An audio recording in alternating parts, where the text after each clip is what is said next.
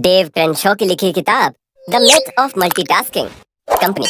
राहुल एक बहुत ही अलग तरह के काम में लगा हुआ था, जो किसी कंपनी में आने वाली मैनेजमेंट की मुसीबतों को सॉल्व करता या सुलझाता था। उसके पास कई सारे ऐसे लोग आते रहते जो किसी न किसी कंपनी को चलाते थे। उन सब की एक ही शिकायत रहती कि उनकी कंपनी का स्टाफ पूरी प्रोडक्टिविटी यानी अपनी क्षमता का पूरा इस्तेमाल करके काम नहीं करता है, या फिर उनका स्टाफ अधिकतर टाइम फ्री रहना चाहता था और साथ ही कम से कम काम करना चाहता है। उसके पास कुछ क्लाइंट्स ऐसे भी आते थे जो ऐसा कहते कि उनका स्टाफ हर वक्त काम करता रहता है, लेकिन तब भी कंपनी अच्छे नतीजे नहीं दे पाती। ऐसे में राहुल अपनी एक्सपर्टीज का इस्तेमाल करता था और दूसरी कंपनियों के मालिकों को स्टाफ को मैनेज करना सिखाता था। आज एक बार फिर राहुल एक कंपनी के मालिक से मिलने आया था। इस कंपनी की ओनर का नाम है प्रिया। वो एक बहुत ही जानी मानी बिजनेस वुमन थी। जब मार्केट में सस्टेनेबल फैशन का ट्रेंड आया तो उन्होंने उसका पूरा इस्तेमाल किया और अपने खुद का क्लोथिंग ब्रांड यानी कपड़ों का ब्रांड भी लॉन्च किया। सस्टेनेबल फैशन का मतलब है एक फैशन ट्रेंड जिसमें ऐसे कपड़े बनाने पर ज्यादा जोर दिया जाता है जिसमें एनवायरनमेंट को कम से कम नुकसान हो। फिर देखते ही देखते वो एक बहुत ही मशहूर ब्रांड बन गया और उससे होने वाली कमाई भी बहुत तेजी से बढ़ने लग गई। लेकिन इसके बावजूद प्रिया बहुत ज्यादा परेशान रहती थी। उनकी हमेशा से ये शिकायत थी कि उनके यहाँ काम करने वाले लोगों की प्रोडक्टिविटी बहुत कम है और वो लोग अपना काम ठीक से भी नहीं करते हैं। इसके कुछ समय बाद प्रिया ने अपनी इस परेशानी को सुलझाने के लिए राहुल को बुलाया और उसके साथ अपॉइंटमेंट भी ली। अब राहुल जैसे ही ऑफिस में पहुंचा और रिसेप्शनिस्ट से बोलता है कि वो प्रिया से मिलने आया है। ये सुनकर रिसेप्शनिस्ट उसे ऑफिस के दरवाजे तक लेकर जाती है। फिर वो जैसे ही ऑफिस के अंदर घुसता है तो उसे हर तरफ सिर्फ शोर शराबा और हल्ला सुनाई देने लगता है। हर कोई एक दूसरे से जोर जोर से अपने काम के बारे में बात कर रहा था। ये सभी लोग प्रिया की कंपनी में काम करते थे। राहुल ने देखा कि यहाँ हर तरफ फाइल ही फाइल थी, साथ ही साथ हर तरफ कपड़ों के सैंपल भी बिखरे हुए पड़े थे। इन सब को देखकर राहुल बहुत एक्साइटेड हो गया।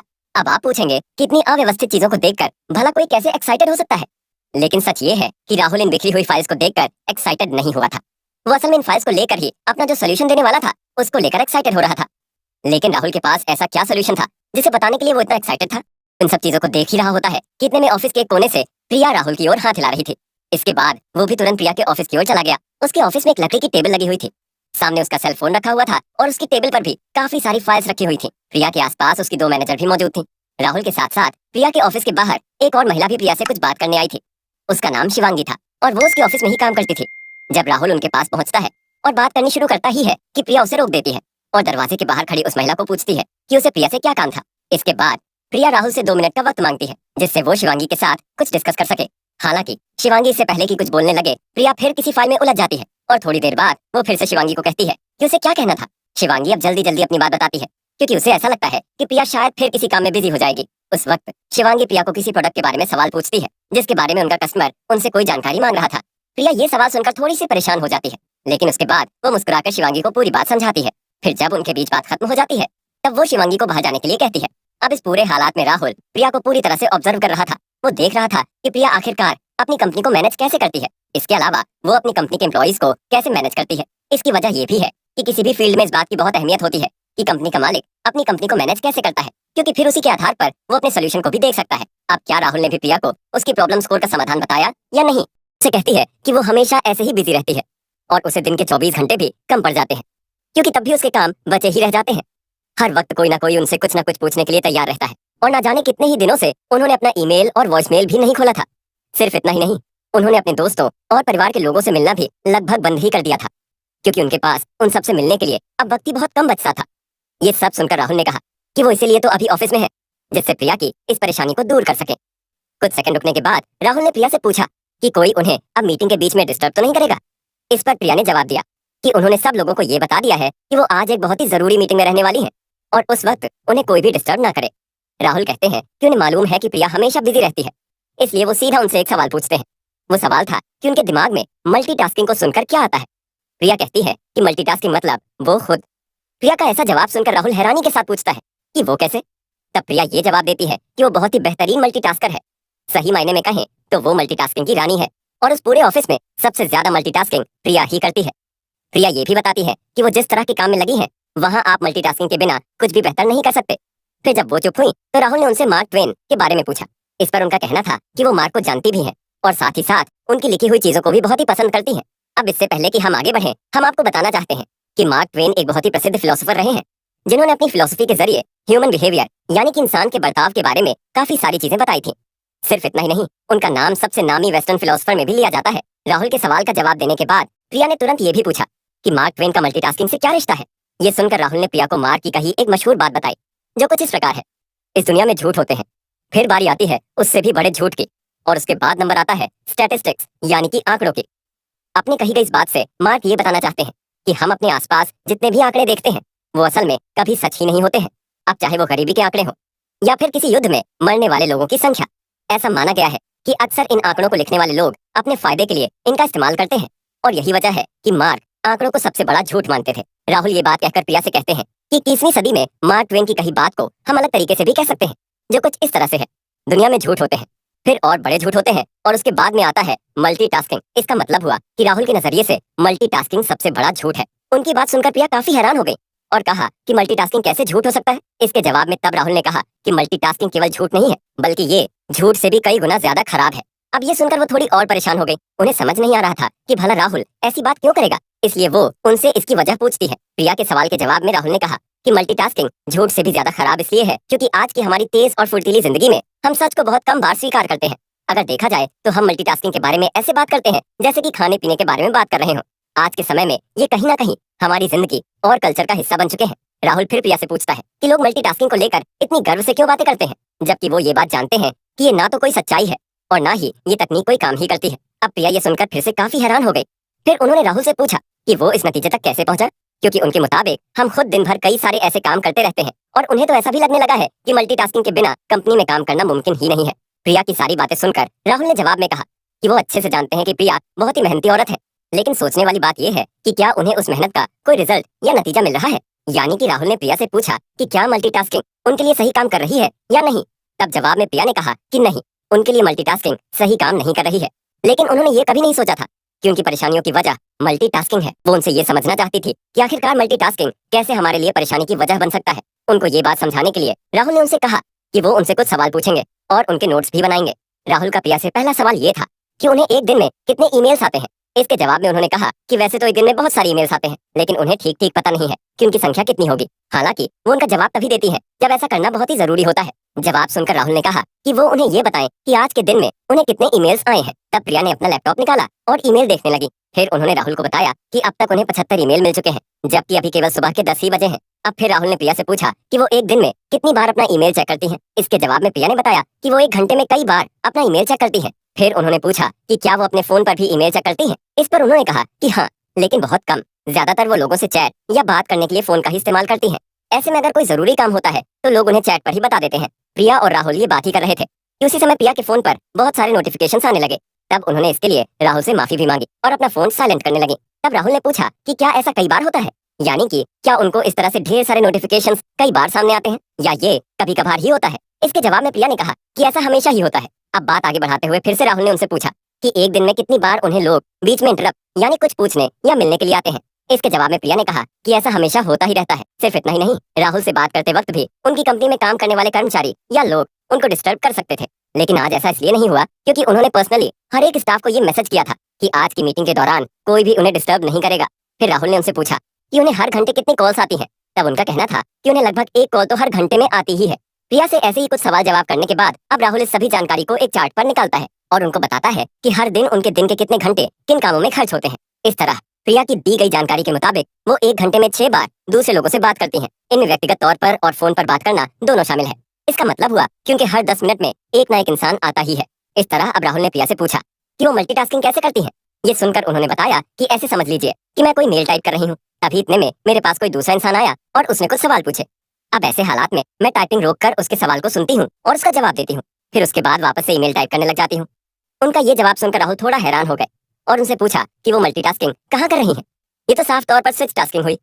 अब प्रिया के सामने एक और नया शब्द आ चुका था। उन्होंने राहुल से पूछा कि स्विच टास्किंग का क्या मतलब है।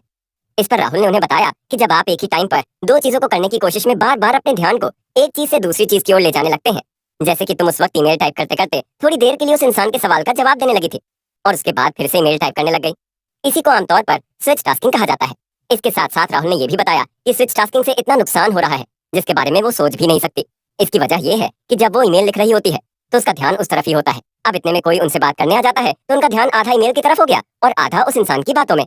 ऐसे में जब वो इंसान उन्हें कुछ बताता है तब भी उनको सब अच्छे से समझ नहीं आता, न ही वो सुन ही पाती हैं, क्योंकि अब भी उनका आधा ध्यान ईमेल की ही तरफ है। इसके बाद फिर जब दोबारा वो सवाल सुन रही होती हैं तब भी उनका पूरा ध्यान एक जगह नहीं रहता है। यही वजह है कि उनसे कोई एक भी काम पूरा और ठीक से नहीं हो पाता और उनका ध्यान भी इधर उधर होता रहता है, जो किसी तरह से अच्छा नहीं है। प्रिया अब समझ चुकी थी कि इस तरह के डिस्टर्बेंस और इंटरप्शन से उन्हें कितना नुकसान हो रहा था। काफी लोगों को ऐसा भी लगता है कि कंप्यूटर एक ही समय में कई सारे काम एक साथ कर लेता है। यही वजह है कि जब लोग एक साथ कई चीजें करते थे तो उन्हें स्मार्ट समझा जाने लगा। धीरे धीरे मल्टीटास्किंग के बारे में लोग काफी सारी बातें करने लगे और कई सारे लेखक तो ऐसे भी थे जो इस पर किताबें भी लिख चुके थे कि मल्टीटास्किंग कैसे किया जा सकता है। इसी तरह मल्टीटास्किंग हमारी जिंदगी का हिस्सा बन गया और इसे हम आम बात समझने लग गए।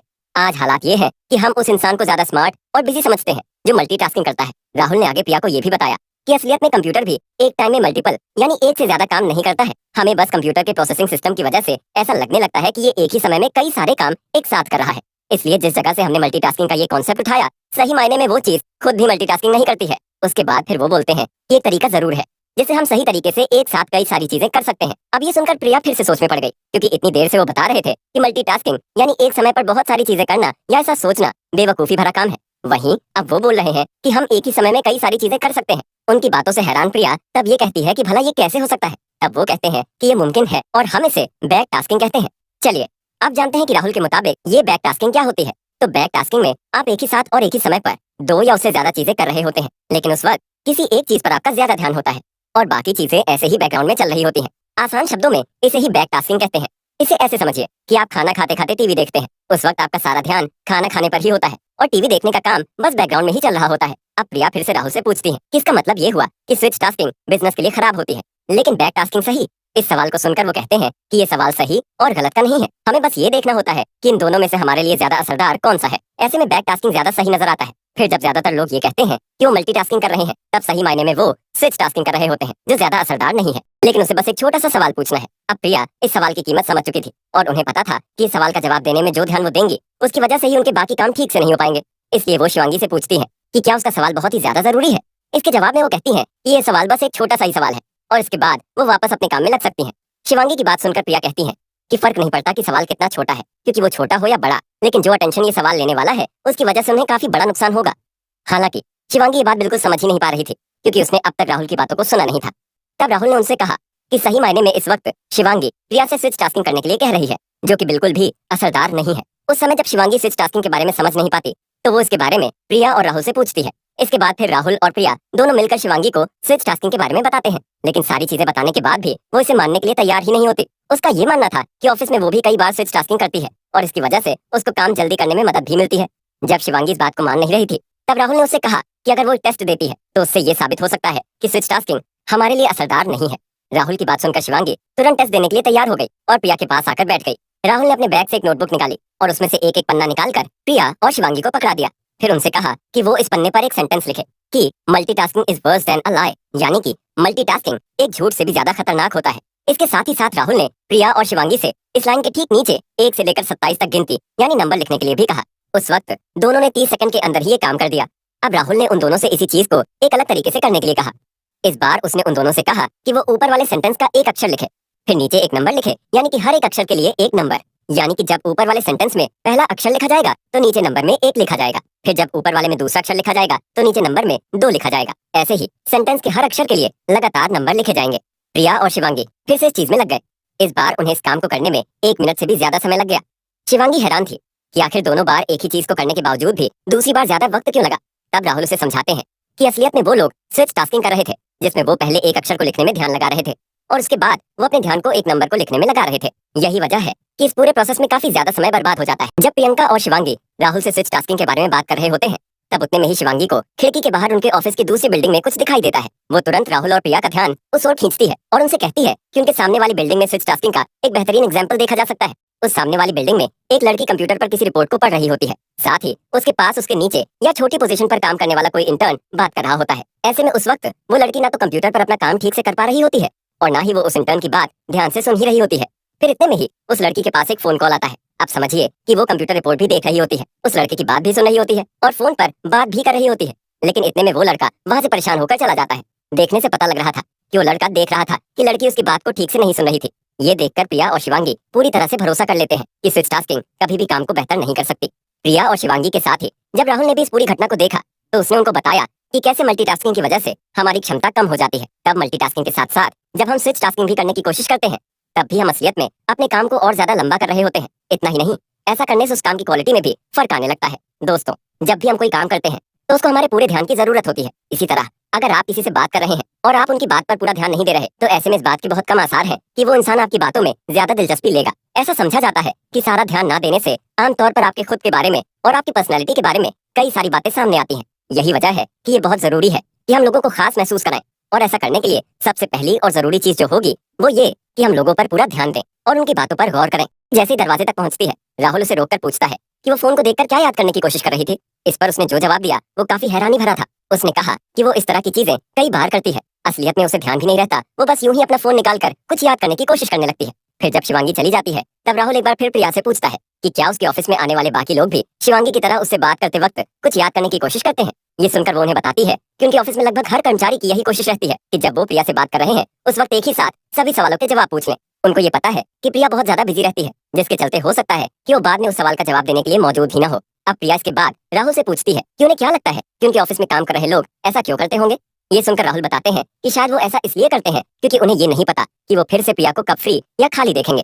यही वजह है कि वो एक बार में ही अपने सारे सवालों का जवाब मांगने की कोशिश करते हैं। इसके अलावा इसकी एक और वजह ये है कि उन्हें ऐसा भी लग सकता है कि तुम्हारे पास उनके लिए समय कम होता है। राहुल का ये जवाब सुनकर प्रिया उनसे पूछती है कि उनके मुताबिक इस चीज को कैसे बदला जा सकता है। अब ये तो उनके लिए भी मुमकिन नहीं है कि वो हर वक्त लोगों के लिए मौजूद रहें, इसलिए वो ऐसा क्या करें कि आसानी से लोगों की सभी परेशानी सुलझा सकें। इसके जवाब में राहुल का कहना था कि इस चीज के लिए प्रिया को केवल इतना करना है कि वो एक समय फिक्स या तय करें जिसमें लोग उनसे सवाल जवाब कर सकें। लेकिन परेशानी ये थी कि प्रिया जो बहुत ज्यादा बिजी रहती थी और जिसे अपने शेड्यूल के बारे में खुद कुछ सटीक जानकारी नहीं होती थी, वो भला एक फिक्स टाइम कैसे निश्चित कर सकती थी। अब इस परेशानी को सुलझाने के लिए राहुल बताते हैं कि प्रिया दो तरीके से इस काम को कर सकती हैं।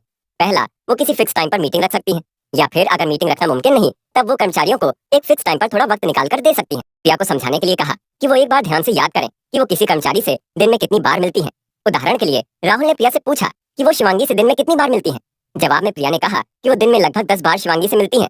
राहुल ने उन्हें कहा कि वो इन सभी 10 मीटिंग को मिलाकर एक मीटिंग बना दें, यानी कि अब शिवांगी को प्रिया से 10 बार मिलने की बजाय एक ही बार मिलना पड़ेगा और उस एक बार मिलने में प्रिया शिवांगी को 20 मिनट का वक्त दे सकती हैं। अब प्रिया के लिए ये 20 मिनट का वक्त भी काफी इसलिए होगा क्योंकि पहले वो स्विच टास्किंग के चलते अपने ध्यान को अपने काम से हटाकर शिवांगी की ओर लगाती थी। ऐसा करने से उस चीज में काफी वक्त बर्बाद हो जाता था। अब अगर हम स्विच टास्किंग को हटा देते हैं तो प्रिया और शिवांगी के लिए 20 मिनट की मीटिंग काफी होगी। राहुल ने प्रिया से कहा कि उसे बस अब अपने पूरे दिन का एक ऐसा वक्त निकालना है जिसमें प्रिया और शिवांगी को 20 मिनट का वक्त मिल सके। इस तरह उस वक्त दोनों अपनी मीटिंग रख सकते हैं और वहीं वो प्रिया से अपने सारे डाउट क्लियर कर सकती हैं। उस वक्त से प्रिया ने ये तय किया कि वो हर दिन सुबह 10 बजे शिवांगी के साथ 20 मिनट के लिए मीटिंग में शामिल होंगी। तो दोस्तों, देखा आपने कि कैसे प्रिया ने अब शिवांगी के लिए एक समय तय कर दिया था। यही वो समय होगा जब वो दोनों बात किया करेंगी और इस वजह से बाकी पूरे दिन में शिवांगी जो उनका ध्यान अपनी ओर लिया करती थी, अब ऐसा नहीं होगा। ऐसा करके प्रिया अब अपना ध्यान बाकी चीजों पर आसानी से लगा सकेंगी। हालांकि प्रिया अब शिवांगी के लिए तो ये बात समझ चुकी थी कि वो उसके साथ दिन में एक फिक्स टाइम पर मीटिंग कर लेंगी, लेकिन अभी भी उन्हें ये समझ नहीं आ रहा था कि कई बार उनके सामने इमरजेंसी मीटिंग भी आती है जिन्हें टालना संभव नहीं होता। तो ऐसे में वो उन्हें कैसे मैनेज करें। अब राहुल उन्हें बताता है कि उन्हें वास्तविक इमरजेंसी का हमेशा जवाब देना चाहिए क्योंकि हमारा मकसद हमारे काम को आसान करना है। लेकिन अगर इसके चलते हमने किसी हालात में इमरजेंसी मीटिंग अटेंड नहीं की तो शायद इसका बड़ा नुकसान हमें आगे चलकर उठाना पड़ सकता है। लेकिन साथ ही साथ राहुल ने प्रिया से ये भी कहा कि वो हर बार शिवांगी से ये जरूर पूछे कि जिस इमरजेंसी मीटिंग के बारे में शिवांगी बात कर रही है क्या वो वाकई में एक इमरजेंसी मीटिंग है। फिर प्रिया शिवांगी से ये भी पूछती है कि क्या ये इमरजेंसी उनकी हर दिन होने वाली मीटिंग तक इंतजार कर सकती है। पहली थी कि वो अपने स्टाफ के साथ एक तय समय पर मीटिंग करें और दूसरी बात ये थी कि वो अपने स्टाफ को ये बताएं कि वो उनके लिए कब मौजूद या फ्री रहेंगी। राहुल प्रिया को बताता है कि ये दूसरा तरीका उन लोगों के लिए है जिनसे प्रिया हर रोज नहीं मिलती और वो लोग उनसे कभी कभार ही मिलते हैं। इनमें ज्यादातर फोन कॉल या छोटे मोटे सवाल पूछने वाले या फिर अचानक से मिलने आने वाले लोग शामिल हैं। इसके साथ ही राहुल ने प्रिया से ये भी कहा कि वो ऐसे लोगों के लिए एक मिलने आने या बात करने का समय भी तय करें। इससे धीरे धीरे जब उन लोगों को इस बारे में पता चल जाएगा कि वो इसी समय उनसे बात करेंगी तो अपने आप ही थोड़े समय के बाद वो सभी लोग प्रिया से इसी समय के दौरान मिलने आया करेंगे। राहुल ने प्रिया को ये भी समझाया कि असलियत में लोगों को इस बात से परेशानी नहीं होती कि हम उनसे हर वक्त मिल रहे हैं या नहीं, लोगों को इस बात से दिक्कत होती है कि क्या हम उनसे कभी मिलेंगे या नहीं। प्रिया के ऑफिस के लोग या जो भी लोग उन्हें काम के लिए फोन करते हैं उन सभी के मन में उनकी एक खास इमेज है जिसमें वो सभी लोग ये मानकर चलते हैं कि उनके पास वक्त बहुत ही कम होता है। इस वजह से ही शायद वो उनकी परेशानी को सुलझा भी ना पाए। ऐसे में हर इंसान यही कोशिश करता है कि उन्हें जैसे ही वो खाली या मौजूद दिखे तो वो तुरंत अपने सवालों के साथ उनके पास पहुंच जाए।